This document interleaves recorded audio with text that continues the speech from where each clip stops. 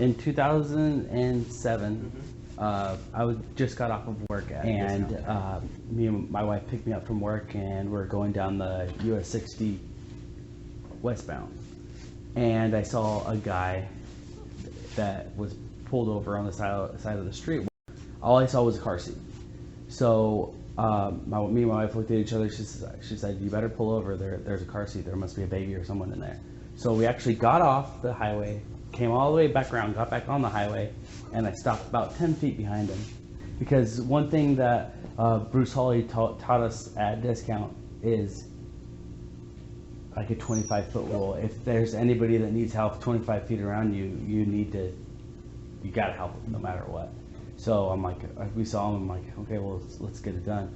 And so I got out and I told him, he was sat back in this seat looking at his owner's manual and on how to drop the spare in the car. And if you don't know around cars a lot, the Nissan Pathfinders, it's hard to find their spare kit. Mm-hmm.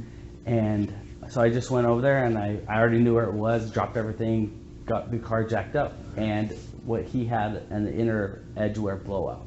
So the whole inside of the tire blew out and ripped the inside of the wheel well of the car. Mm-hmm.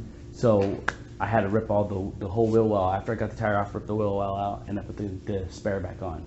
And right when I finished, and I was putting the tire back up underneath the car, I heard a screech. I turned around and I pushed them out of the way because the car. I just literally I turned around and the car. I could see the car coming at me, and I was like, "Oh, okay. Well, it's better me than him." So I just pushed him out of the way, and it took me and it dragged me about 100 feet on the gore, and then it finally came back off. Luckily, the way that it happened, the guy had a heart attack, came around 2 cars into the carpool lane and hit the back of my car. Mm-hmm. And it sent my drive line like a shish go up through the engine.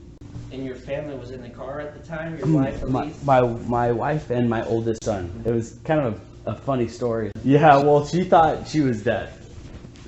I guess when they were at they got taken to county and I got taken to Scottsdale Osborne. Mm-hmm. And I guess she woke up and she had a little toe tag on her toe, because I guess at county, if they don't know who you are, she didn't have her license, she didn't have anything on her.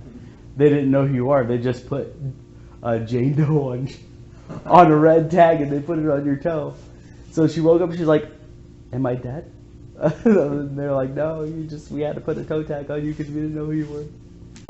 My parents thought I was dead for about 5 hours because they put on the TV that the driver of the truck died, and I was the one that was driving the truck. So they didn't know who was actually dead and who wasn't. All right, so they took you to the hospital. Did they amputate your leg right away, or did they try to save it at From first? what I found out is I was sleeping. I was awake all the way to the hospital. Mm-hmm. And when I got there, I just remember seeing the emergency room light, and then I don't remember anything.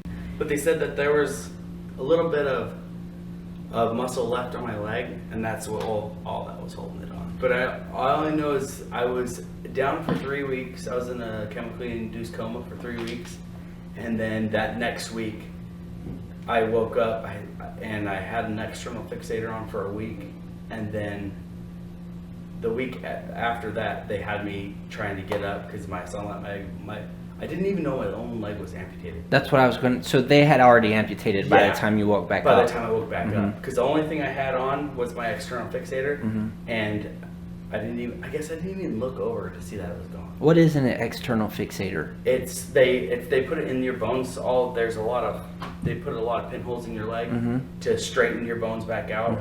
Because I broke my femur twice, and on your right leg. On my right leg, and I completely fractured my left leg. So it's like someone snapped a green bush and it was just in pieces. It was pretty bad. So I had 2 plates, I think over 200 stitches, 100 staples. I have 2 rods, and that's it. That's all I got. Well, in my leg. That's a lot. Yeah. That's a lot. And that's not even what's in my chest section. Did you break ribs? And I mean, you probably were just broken up all over the place. I broke 6 ribs, and I broke the rib right over my heart, and luckily it broke up instead of breaking down. So got lucky that place too. And so what all did they have to put in that area as well? I think I had plates, and then the other 2 plates, and then the other 4 were they just had a hit on the road. Anything like that? I felt really bad for him because, and you probably don't want me to go into that, but the way that they had to take him out of that car, no one needs to go like that. You know what I mean? I don't know. I wouldn't have changed anything I did, you know, because I mean, I would have rather myself got hurt than him. You know, he's done a lot of things for the police, you know. So he's been a good cop. I looked in on him. I know a lot about him. So I know that he was a good guy and he deserves it. And I don't know. All right. I think I would have changed it. That's great.